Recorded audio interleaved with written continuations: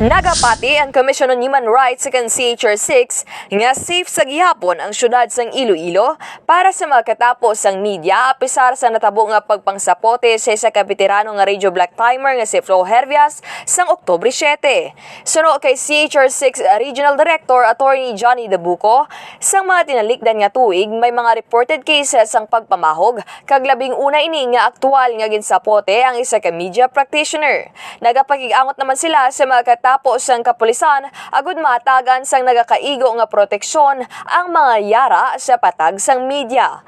Pagatinguhan naman nila nga makigsapol sa mga media practitioners agud mapungkuan kung ano ang pwede mahimo agud masiguro ang ila seguridad.